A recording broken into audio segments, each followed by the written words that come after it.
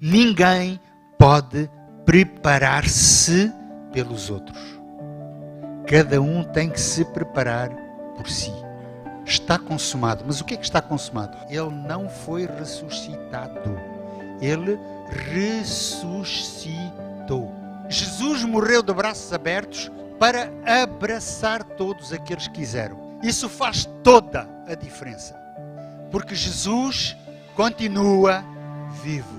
Cristo pagou por mim. Não mereço, mas Cristo pagou por mim. Queremos cumprimentar todas as nossas irmãs e irmãos aqui presentes e ausentes, aqueles que nos seguem pela internet e que se tenham ligado conosco agora. A todos desejamos um feliz sábado e que se sintam tão bem como nós nos sentimos aqui uns com os outros. Eu desejava que inclinássemos as nossas cabeças, pedindo para que Deus nos dê sabedoria para entender a mensagem que nos quer dar. Vamos então inclinar as cabeças. Santo e amado Pai, sabemos da importância do estudo que vamos ter, sabemos da importância que tem para nós agora, mas também da importância que tem para nós no futuro. E te agradecemos porque tu nos deste esta certeza essa que deve acariciar o nosso coração, transformá-lo e que cada um de nós tenha a certeza do reencontro contigo quando voltares na segunda vinda. Dá-nos sabedoria para tal e abre o nosso entendimento. Te pedimos no nome de Jesus. Amém. Pois este para mim é um dos assuntos que mais me apaixona. Não sei se quem me pediu para hoje ajudar na recapitulação da lição sabia disso, mas este para mim é um dos assuntos mais apaixonantes, no verdadeiro sentido da palavra, que a Bíblia nos dá. É uma mensagem de esperança, mas não só de esperança, também de certezas. Vamos, e peço a vossa colaboração sempre que acharem pertinente, estamos cá para conversarmos sobre este assunto. A vitória de Cristo sobre a morte. Semana passada estudámos a forma como Jesus morreu, e se nós tomarmos bem em conta a sequência, vemos a grande preocupação que o ser humano tinha em relação à morte de Jesus. Quando eu digo ser humano, não digo aqueles que seguiram Cristo de uma forma sincera e de uma forma, coerente com o seu pensamento. Jesus disse por diversas vezes, eu vou morrer. Não haja dúvidas. Mas também vou ressuscitar. E ao fim de 3 dias, vou ressuscitar. Mas afinal, quantos dias teve Jesus morto? Quantos dias? Ele disse que ao 3º dia ressuscitarei. Mas quantos dias teve Jesus morto? Se nós pensarmos em 24 horas... Jesus, quanto muito, esteve morto 2 dias. 2 vezes 24. Quanto muito. Só que a maneira de contar os dias no tempo de Jesus não era como hoje. Não era de meia-noite à meia-noite. A partir do momento em que houvesse um pôr do sol, acabou o dia. Jesus morreu por volta das 3 horas, 3:30 da tarde. E, interessante, como o evangelista Mateus diz, era o dia de preparação para o sábado. Porque Jesus disse que estaria ausente durante 3 dias, há correntes religiosas que dizem que Jesus terá morrido quarta-feira no final do dia, para contar os tais 3 dias literais, como nós estamos habituados. Mas isso entra em conflito com o que diz o evangelista. Era o dia de preparação. Qual era o dia de preparação, então? Porquê? Porquê preparação na sexta-feira? Por diversas vezes tenho conversado com pessoas e quando falamos do sábado, há um grande argumento que é usado, que isso é para os judeus. Já ouviram isto muitas vezes. O sábado foi para os judeus. Nós não temos nada a ver com isso. Os judeus foram quem mais pregou acerca do sábado. Mas Moisés ainda não era judeu.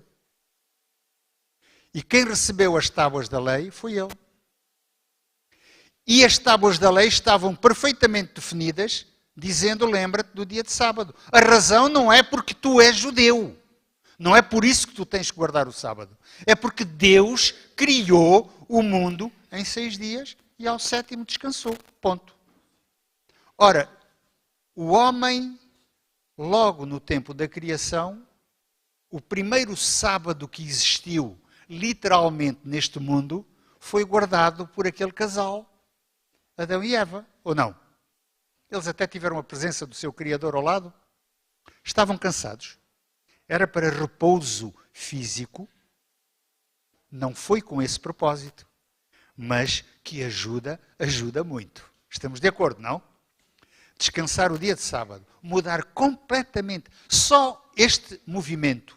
Mudar completamente o meu ritmo no dia de sábado. Dá-me uma tranquilidade e uma recuperação física e mental, que por vezes nós ficamos a pensar, mas será que isto foi mesmo para mim? Foi. Foi por causa de mim. Foi por causa do homem. O sábado foi feito por causa do homem. E não foi o homem por causa do sábado. Portanto, quem é que beneficia com o sábado? Somos nós. E o grande exemplo é Jesus, que até na sua morte, guardou o sábado. Não ressuscitou no dia de sábado. Ressuscitou já era domingo, porque os dias começavam, como dissemos, de pôr do sol a pôr do sol. Ora bem, Jesus ressuscitou.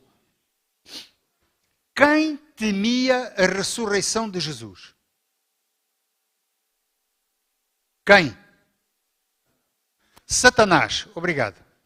Esse era o primeiro. Ele sabia perfeitamente. Jesus ressuscita, a minha condenação não tem retorno. E o que é que ele fez para evitar que Jesus ressuscitasse? Já repararam? Vamos só pensar um bocadinho. Primeira coisa, José de Arimateia vai pedir o corpo de Jesus porque tinha um local que nunca tinha sido servido, que se calhar ele tinha feito para a sua morte.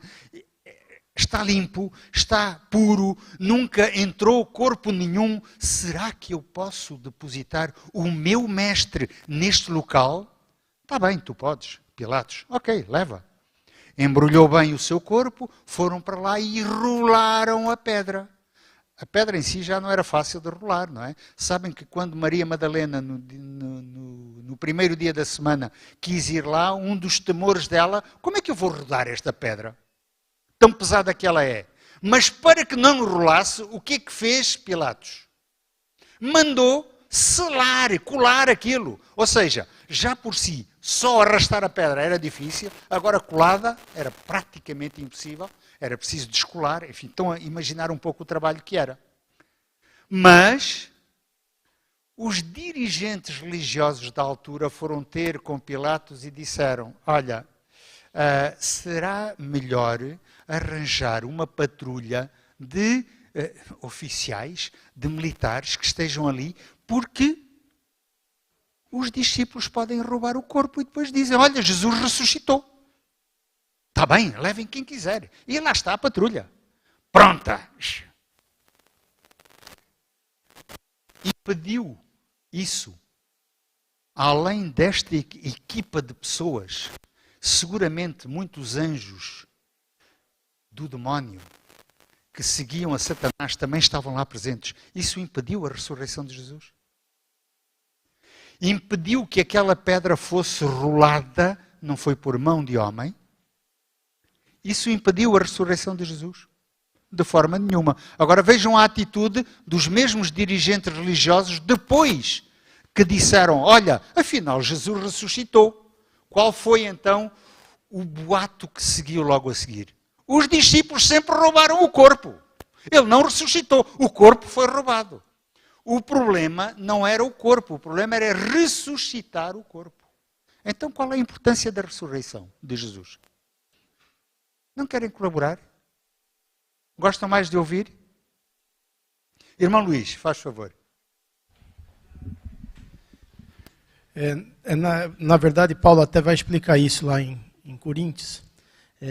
A ressurreição... Ia falar sobre isso. Pronto. Força, meu irmão, força. A ressurreição, ela acaba por ser primordial na nossa fé. Porque no momento em que nós cremos que Jesus ressuscitou, nós sabemos que a morte entrou no mundo pelo pecado e que no exato momento da ressurreição, ela foi vencida. Por isso Satanás sabia que a ressurreição seria o seu fim. Porque a partir do momento em que Jesus é ressurrecto, não há mais morte, a promessa da vida eterna está cumprida. E o que acontece? Se nós não cremos na ressurreição, então a nossa fé é em vão, porque se Jesus não ressuscitou, nós também não ressuscitaremos e vamos perecer, vamos morrer. E aí seria então a vitória de Satanás. Essa é a parte teológica da coisa, e Paulo explica isso muito bem. Mas é curioso a gente ver como nos dias de hoje, até hoje isso é trabalhado, por meio de várias mensagens possíveis. As pessoas tentaram primeiro, de uma maneira ou de outra, tentar dizer que Jesus não ressuscitou, que foi levado o corpo, pagaram os soldados para não testemunharem acerca do que viram, e por aí foi. Não conseguiram, não tinha como não provar, era impossível. Agora eles fazem o quê? Banalizam a ressurreição. Você vai aos filmes, às películas que tem, e a ressurreição é algo banalizado. Assim, eu morro, de repente, puf, acordei e estou ressuscitado. E o trabalho agora é tentar quebrar essa ideia de que a ressurreição é a ideia da salvação, por mensagens mostrando que, não, isso é normal, ressurreição é algo normal. Acontece, não foi só com Jesus. E tentam banalizar essa coisa, para ver a importância da ressurreição na construção da nossa fé. Muito obrigado. É exatamente isso que acontece. Até eu não diria doutrina, mas enfim, uma filosofia, a filosofia da imortalidade da alma, já ouviram falar muitas vezes disso, não é? E o facto de, por exemplo, as pessoas quando morrem continuam a ter consciência do que se passa por cá e vão vendo. Quantas teorias deste tipo existem? Têm um propósito apenas: derrubar este poder que Deus deu e que garantiu, e isto o garante da nossa ressurreição um dia, a nossa ressurreição, a quando da primeira ressurreição, porque haverá duas. Espero bem que nenhum de nós participe da segunda ressurreição. Mas vamos todos, na primeira ressurreição, ver os nossos queridos, aqueles que já partiram e que ressuscitarão também nessa altura, poder abraçá-los. É sinal que, se estamos vivos, já estamos transformados, ou se não estivermos vivos, também ressuscitamos nessa primeira ressurreição. Esta é a nossa grande esperança. Meu irmão, faz favor, lá atrás, lá atrás.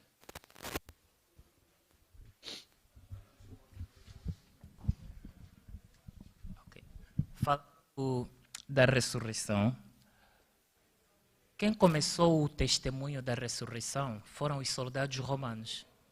Eles próprios que posteriormente foram pagos para desmentir aquilo que já haviam falado que era verdade. Mas eles começaram com testemunho, porque eles quando saíram do túmulo, segundo o relato no Desejado e também na história da redenção, eles quando saíram dali do túmulo, eles começaram a testemunhar de que aquele a quem nós o prendemos, o castigamos e o crucificamos, ele ressuscitou e glorificado. O testemunho começou com eles, por isso o impacto da ressurreição de Cristo é tão grande que os próprios líderes religiosos, a partir daquele momento que eles souberam que Jesus ressuscitou, nunca mais foram as mesmas pessoas. O próprio Pilatos, quando chamou os soldados para os inquirir em relação à ressurreição de Cristo, os soldados também não tiveram como mentir. falaram toda a verdade a Pilatos. Só que Pilatos também não levou em consideração essa verdade e a partir daquele momento já não foi a mesma pessoa. Por isso, nós como crentes cristãos também, quando ficamos a saber acerca da ressurreição de Jesus, a nossa vida também deixa de ser a mesma. O impacto já não é o mesmo. Obrigado. E não foi o único, não foram os únicos. Quando Jesus ressuscitou, outros ressuscitaram também. E é dito que foram mais de 500. Quantos foram ao certo? Não é importante saber quantos. O importante é saber foram ressuscitados também. Para esses é a primeira ou a segunda ressurreição que contará. O que é que vocês acham? A irmã White é clara. E nós tivemos este trecho do Espírito de Profecia a dizer que esses, para eles foi, a primeira ressurreição. Eles subiram ao céu também. Já cá não estão. Portanto, não são apenas aqueles que nós conhecemos e ouvimos que já se encontram no céu. Também estes ressuscitaram. E ressuscitaram porquê? Porque já tinham o seu coração transformado, tocado e já aceitavam a ressurreição de Jesus. E eles não ficaram calados. Eles manifestaram. Ou seja, houve uma manifestação tal de poder de Deus que era impossível negar a ressurreição de Jesus. Não é um ato fictício, não é algo que aconteceu por acaso. Não, é algo que aconteceu com um propósito muito específico. Reparem, Jesus apareceu junto a Maria. E Maria chorava, imagino. O mestre desapareceu. Não sei. Então e por que choras? Porque não sei. Eu vim aqui para ter e não o vejo. E quando Jesus diz Maria, qual foi a reação dela? Só chamar pelo nome. Senhor meu, Deus meu. Reconheceu ou não reconheceu? Só pela voz, só pelo chamado. Imaginem quando um dia Jesus disser, Filipe, levanta-te. Será que eu vou reconhecer a voz dele?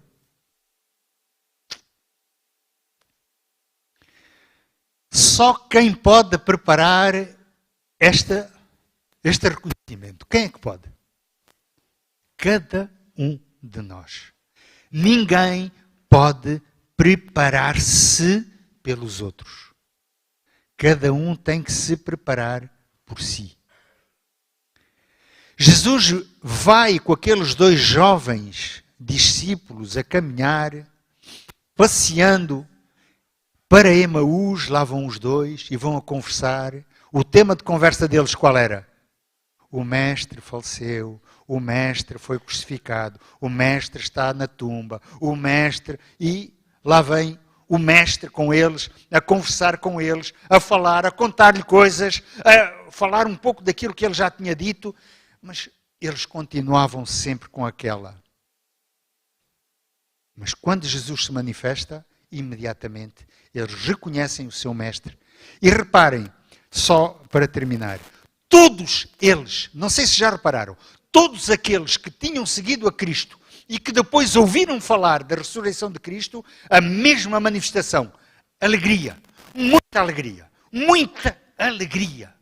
E essa alegria era comunicante para os outros. Os outros viam, mas o que é que se passa? Temos uma razão importante. O nosso mestre está de novo vivo. Ressuscitou. Irmão Luís. A passagem dos dois caminhantes, ela traz uma mensagem importante e por isso eu amo a escola sabatina, porque a gente às vezes estuda, lê e passa batido. Sim. E aí quando você está com foco ali no direcionamento, a gente percebe assim um detalhe que parece bobo, mas não é. Eles caminham com Jesus ao lado, mas não percebem. E o que a imagística gosta de fazer? Colocar a ideia do Cristo ressurrecto como uma entidade brilhante, que é mais espírito do que corpo. E mais ou menos parecendo o quê? Uma alma, e não um corpo. E aí a gente percebe que, se ele fosse uma entidade brilhante, como muitos querem passar para a mensagem, aquelas pessoas iam se assustar, porque ia parecer um fantasma, né? Alguma coisa... Nem não resistiam. Nem Pois resistiam. é, pois é. Mas então você percebe o quê? Ele era um corpo como o de qualquer pessoa. Ele era um corpo a caminhar normalmente com outras duas pessoas que não perceberam na hora que era o Cristo ressuscitado, até porque é normal. Ninguém vai imaginar que vai estar andando com alguém que ressuscitou. Até então aquilo nunca tinha acontecido. Aconteceu com Lázaro, aconteceu, mas o Messias estava junto para falar. Naquela hora o Messias estava morto, né? E essa mensagem eu acho que é super importante desse trajeto, que pareceu não ser um trajeto tão curto assim, né? Foi um trajeto, não foi algo de 2 minutos. A presença de Jesus ali mostra que era um corpo com carne e osso. É isso. Isso faz-me lembrar um hino que eu gosto muito, do grupo Prisma Brasil, que diz que muitos já hospedaram anjos sem saber. Se anjos de Deus se manifestassem junto de nós, só refletindo a glória de Deus, não resistiríamos, como disse o nosso irmão Luís. Se Jesus se manifestasse com todo o seu poder e glória, aqueles discípulos teriam sido fulminados na hora. Moisés pediu para ver o rosto de Deus, não foi? E qual foi a resposta de Deus? Farei passar diante de ti a minha misericórdia. Não vou passar diante de ti a minha glória, senão não aguentas. E ele viu apenas o dorso, as costas de Deus. E quando desceu, ninguém podia olhar o seu rosto. Ele estava a refletir um mínimo da glória de Deus. Ninguém poderia resistir se Deus se manifestasse da forma, ou antes, se Jesus se manifestasse com a glória que Ele tem hoje no céu. Ninguém poderia resistir. Por isso, farei passar diante de ti a minha misericórdia. Isto é a misericórdia de Deus para cada um de nós. Sim, Ivamar.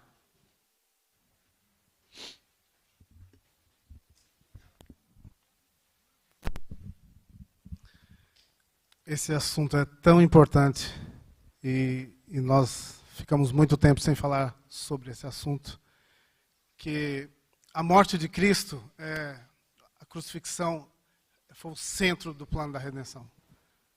Mas a ressurreição é a coroação. Por quê? Uma pergunta. Quem ressuscitou Jesus? Talvez nós ficamos assim e temos medo, às vezes, de dar respostas. Jesus tinha a natureza humana e, por outro lado, natureza divina. Ele, como humano, o Felipe acabou de falar, era impossível ressuscitar. Mas como Deus, que morreu no nosso lugar, poderia fazer isso. E o fez. Agora, imagine se Jesus morresse na cruz, tivesse todo aquele processo, chegava ali, morria na cruz e não ressuscitava. É aquilo que o irmão Luiz falou, e o Felipe também. O plano estava falido. Mas olha que maravilha. Jesus ressuscitou, como eu digo que é o mais importante, por quê? Porque quando ele ressuscita, a coroação é saber que aqueles que vão ressuscitar após ele, vão ressuscitar glorificados, transformados e viver eternamente. Isso que aconteceu com aqueles que ressuscitaram no momento da ressurreição de Jesus. Por isso que é muito importante falar sobre essas coisas. Sem dúvida. Para falar sobre ressurreição, tem que se falar sobre morte. E para falar sobre morte, temos que falar sobre imortalidade da alma, que muitas pessoas pregam e grande parte daquelas que ouvem ficam enganadas quanto a esse assunto. Quais foram as 2 últimas palavras de Jesus antes de expirar? Está consumado. Mas o que é que está consumado? O plano da redenção. Quando é que esse plano foi estabelecido? Quando? Antes da criação do mundo. A partir do momento em que um elemento da eternidade, do céu, se rebelou contra Deus Pai, a partir desse momento foi necessário estabelecer um plano caso algum ser criado fugisse daquilo que era o plano de Deus para cada um de nós. A partir desse momento, o plano da salvação fica determinado. Mas era preciso que o próprio Deus morresse em lugar dos seres criados. Fossem eles quais forem. Fossem eles quais fossem. E foi um que se ofereceu. Quem? O Filho. Eu estou aqui. Eu vou morrer.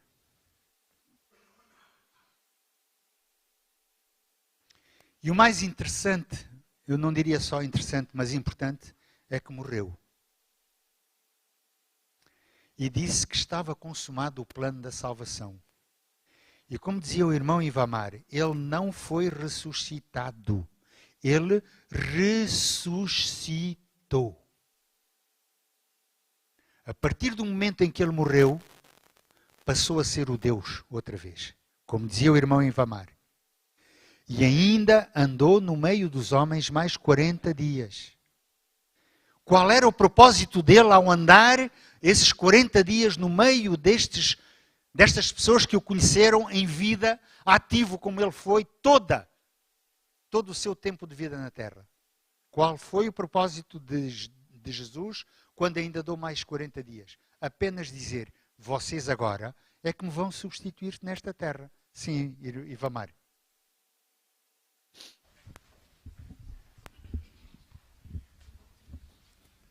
Eu, em outras lições passadas, hesitei falar sobre isso.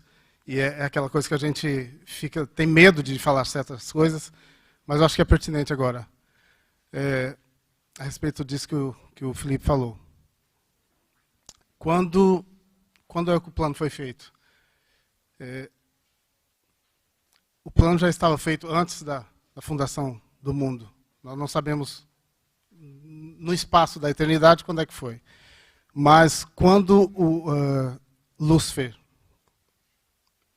implantou o pecado, o Pai, aqui estou aqui com a leitura de História da Redenção, primeiro capítulo, último parágrafo. O Pai consultou o seu Filho com respeito à imediata execução do seu propósito de fazer o homem para habitar a terra. Colocaria o homem sobre prova a fim de testar sua lealdade antes que esse pudesse ser posto eternamente fora de perigo? Se ele suportasse o teste com o qual Deus considerava conveniente prová-lo, seria finalmente igual aos anjos. Teria o favor de Deus, podendo conversar com os anjos e estes com ele. Deus, essa parte aqui que eu achei forte, Deus não achou conveniente colocar os homens fora do poder da desobediência. Talvez alguns podem, não conhecendo todo o plano, podem pensar, então foi Deus que, por conta própria, ele quis fazer isso. Deus, ele permitiu, porque ele sabia que o homem poderia, com a ajuda dele. E, se eventualmente o ser humano não pecasse, este plano ficaria guardado. E nessa altura, Lúcifer teria sido destruído de vez. Como vês, as criaturas que eu criei não te querem seguir. Portanto, tens que ser eliminado. O homem cedeu, o ser humano cedeu. A partir desse momento, é necessário aplicar o plano da salvação. Pôr em prática. E era inevitável a morte de Jesus. Ele teria que morrer. E no seu próprio tempo. Não é quando o homem deseja. Porque seguramente, não há assim descrições claras sobre isso, mas seguramente se pudessem, Satanás teria destruído Jesus muito antes. Aliás, ele tentou logo assim que nasceu. Não é? Tentou logo assim que nasceu. Todo o plano estava feito para o destruir. Porque sabia perfeitamente que a ressurreição de Jesus seria a sua própria condenação. Irmão lá atrás, esqueci-me do nome. Carlos, irmão Carlos. Irmão Felipe, eu quero fazer uma pergunta. A escola sabatina é brilhante, porque a gente também aprende, né? E muito. Mas algo que me faz confusão, né? Quando Jesus foi sepultado, né? Foi selada aquela pedra, como o senhor falou, e Satanás providenciou que demônios, né, estivessem ali guardando aquele lugar também. O que eu me questiono, será que Satanás não sabia do poder de Jesus de ressuscitar? Saber, sabia. A partir do momento em que, como diz Isaías, exaltou o seu coração, começou lá dentro, ele sabia perfeitamente que se aplicasse o seu plano, seria destruído. Ele sabia que não teria poder para poder destruir Deus. Ele é criatura como nós somos. Como é que uma criatura pode destruir o seu Criador? Não tem hipótese.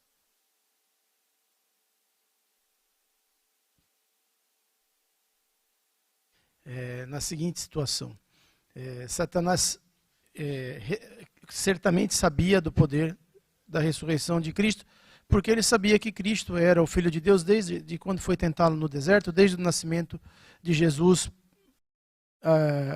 em Belém.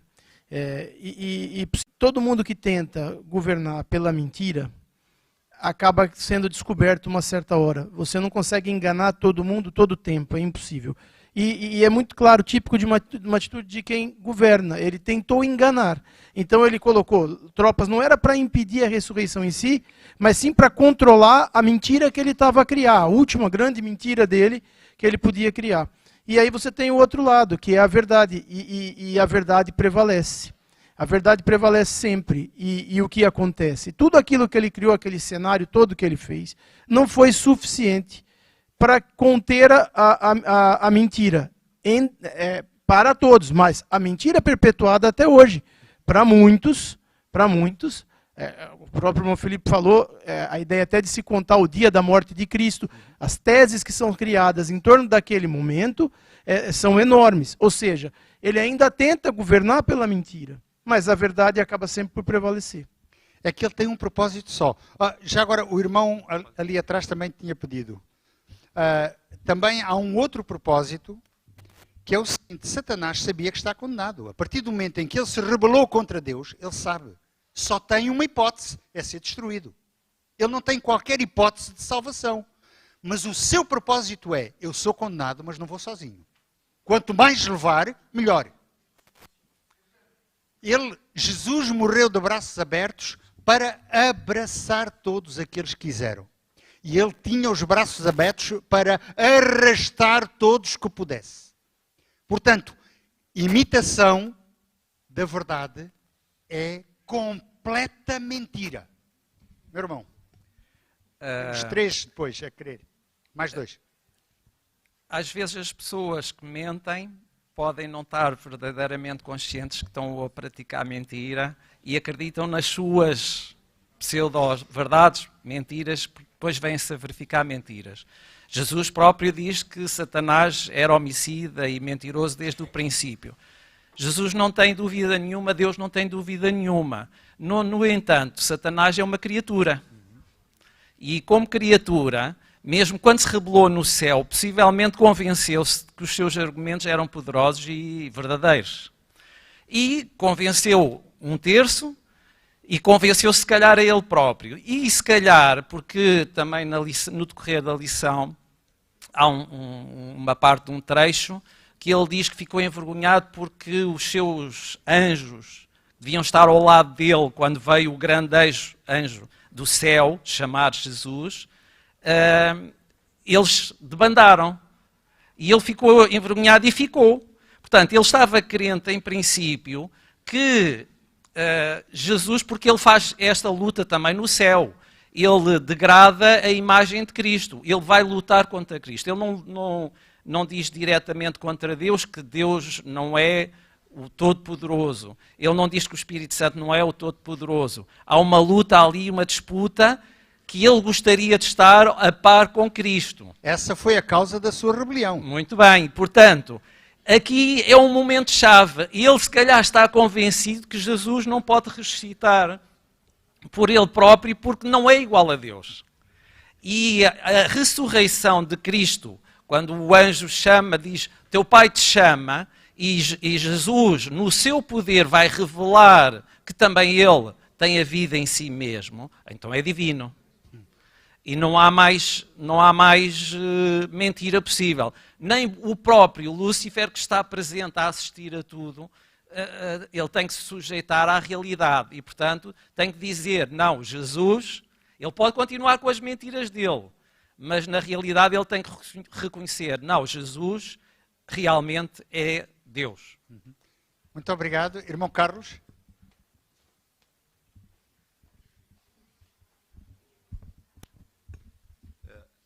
Não, irmão, eu lancei uma pergunta, não é para criar polêmica, não, mas realmente fica uma dúvida, né? Porque chega a soar como algo tolo, né? Da parte de Satanás, né? Porque o próprio Jesus, ele mesmo disse, eu sou a ressurreição e a vida, né? Satanás sabia da divindade de Jesus, que ele é homem e também era Deus, né? Então o fato de ele tentar criar essa situação de guardar o túmulo, certo? Seria mais ou menos algo como tentar tapar o sol com a peneira. Quer dizer, seria impossível, né? Jesus iria ressuscitar, né, de qualquer forma. Exatamente. Pastor Rogério?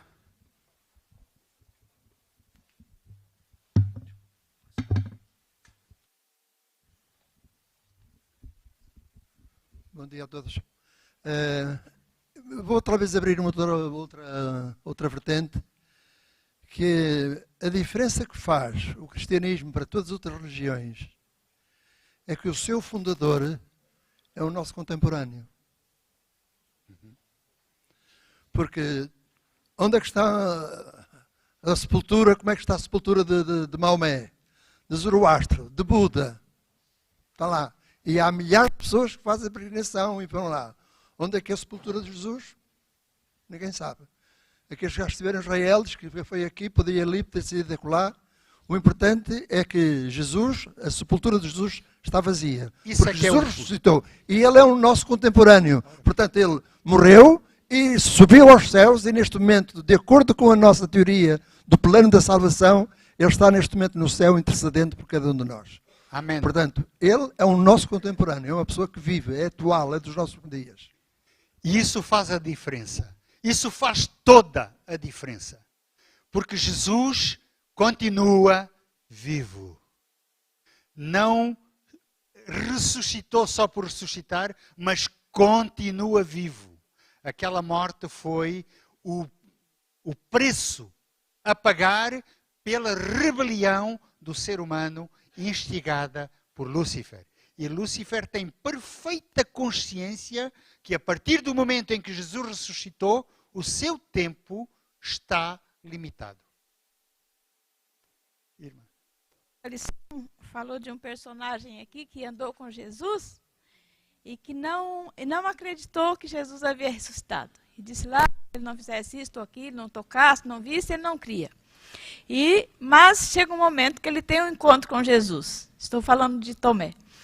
Então, quando ele tem a oportunidade de ver e Jesus pedir para ele que tocasse, que visse, então ele exclama, meu Senhor e meu Deus. Mas eu fiquei fascinada aqui que a incredulidade de Tomé permitiu que Jesus dissesse uma coisa maravilhosa.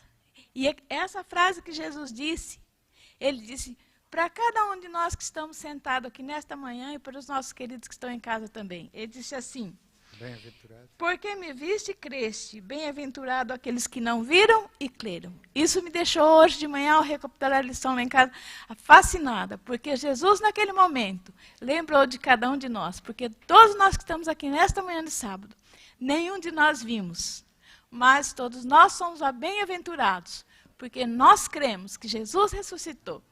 E é por crer nisso que estamos aqui nesta manhã e estamos nos preparando para que um dia nós também possamos ou ser transformados ou sermos ressuscitados. Isso aqui para mim foi aquilo que me deixou assim, mesmo, porque foi a segunda vez que Jesus falou diretamente de nós. Lá em João 17, verso 20, ele fala, que ele estava a orar não somente por aqueles, mas por todos que iam crer nele. E aqui ele está dizendo que nós, que estamos aqui, somos bem-aventurados, porque cremos que Ele ressuscitou e que nós um dia ressuscitaremos. Amém. E como é que nós podemos definir o que a irmã disse numa só palavra de 2 letras? Fé. Isso é fé. Sim, minha irmã. Já agora posso saber quem é? Perdão? Minha? Noémia? Sim, vem de Manchester. Vivo em Manchester. Neste momento vivo na Inglaterra, mas vim cá visitar a igreja. Eu penso, acordo com a irmã disse, hoje nós somos mais privilegiados do que o povo daquele tempo.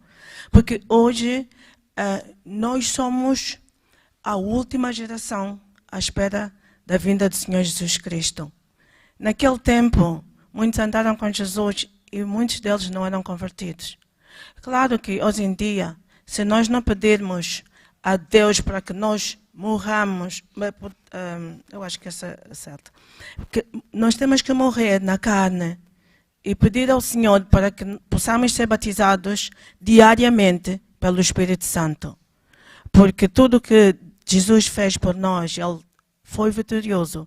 Porque todos nós vimos que como é que o Satanás tentou impedir a morte do Senhor Jesus Cristo, mas Ele tinha uma missão a cumprir e Ele teve que cumprir e foi vitorioso. Então, nós somos a última geração que Deus escolheu para que nós, este é o nosso tempo, para que nós possamos ser convertidos.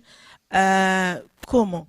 Quando mais lemos as Escrituras, nós estamos em conexão com Deus, e só assim, através do o amor ao próximo, o perdão, então nós seremos este povo escolhido. Mas eu continuo a dizer, nós somos a última geração, somos os mais privilegiados, porque tudo que Jesus fez, nós temos que seguir, acreditar no que a Bíblia diz e estar vulneráveis para o Espírito Santo trabalhar em nós. E como Deus agiu com todos aqueles que não acreditaram na sua ressurreição, Ele continua a agir conosco. Este verso áureo é profundamente profundo. Desculpem o reforço. Profundamente profundo. É um reforço, mas acho que é aquilo que deveria encher a nossa alma. E eu, quando vi quem? Quem fala? João. E ele diz, quando o vi. A quem? Jesus. Caí aos seus pés como morto. Porquê? A glória é tal que eu não consigo suportar essa glória. Ele pôs sobre mim a sua mão direita e disse-me, não temas. Sabem o que é que diz Deus a cada um de nós quando nos entregamos a Ele? No mundo tereis aflições, mas não temas. Como eu venci a morte e o autor da morte, tu e eu também podes vencer a morte. Não por ti. Eu sou o primeiro e o último. Estou presente quando? No princípio e no fim. Sempre. E o que vivo e fui morto, mas eis aqui estou vivo para todo o sempre. E tenho as chaves da morte e do inferno. O que é que quer isto dizer? Jesus está pura e simplesmente a dizer, isto vai acabar. Não pode durar muito. Desde 1844, e já lá vão 178 anos, continuamos a dizer que isto vai acabar. Quando? Ninguém sabe. Não importa. Não importa saber o quando. O que é importante é saber que vai acabar. Ponto. Irmão Luís. E uma mensagem importante também vem aí, já puxando para quinta-feira, que não só vai acabar, como nós já sabemos o que vai acontecer. Jesus foi o primeiro, ele é a primícia. A primícia é aquilo que a lição explica para a gente, que é a primeira parte da colheita, de uma colheita que vem, e costuma ser a melhor de todas.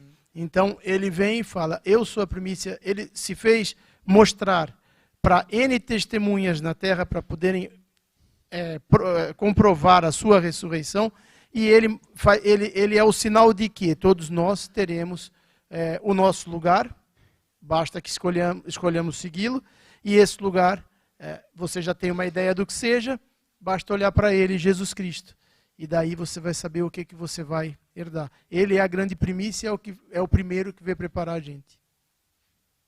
Há uma palavra que me enche muito. Essa palavra tem 5 letras. E essa palavra resume tudo o que nós dissemos. Para nós meditarmos um bocadinho mais nesta palavra, eu vou pedir que os nossos irmãos que estão ali na cabina de som ponham a correr um hino que fala sobre isso. Tomemos muita atenção à sua letra. Vem com a letra escrita, não é só ouvida, mas podemos ler também. Vamos ouvir atentamente, em silêncio, ponderando palavra por palavra aquilo que nos é dito.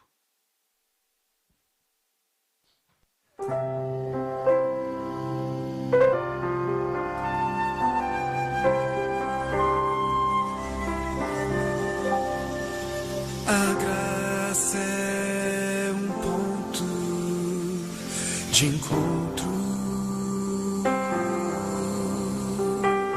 lugar onde os fardos se espalham no chão, onde todo que chega cansado tranquilo descansa o seu coração. A graça se explica em uma cruz. Lá eu posso entender o que o céu me traduz. A morte era minha sentença, mas agora sou livre em Jesus.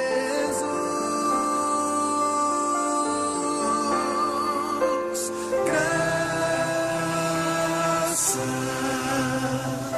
simples assim, perdão se recebe, se aceita, enfim, pecado não se explica, pecado se paga e Cristo pagou por mim.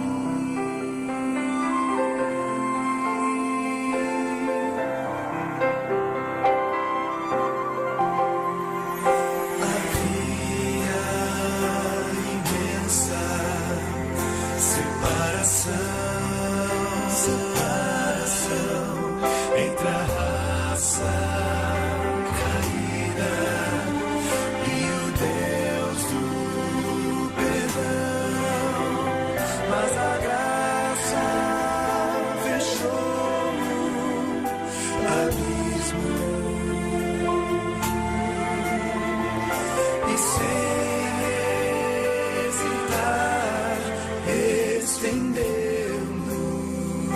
a mão, mostrou-nos a estrada de volta à casa do Pai, onde iremos morar.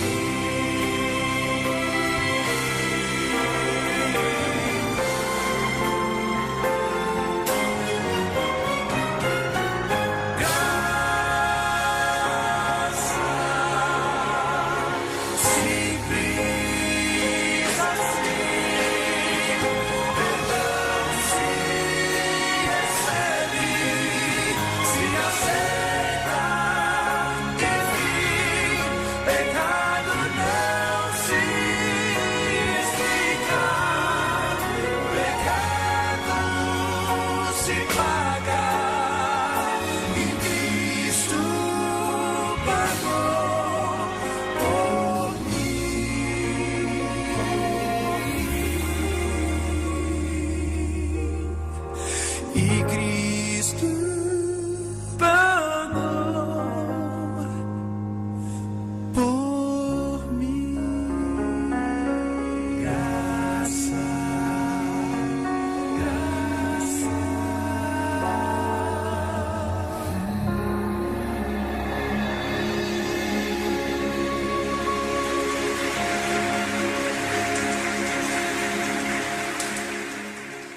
Neste hino, qual é a frase que mais vos toca? Eu vou dizer aquela que mais me toca. É que Cristo pagou por mim. Não mereço, mas Cristo pagou por mim. Minha irmã.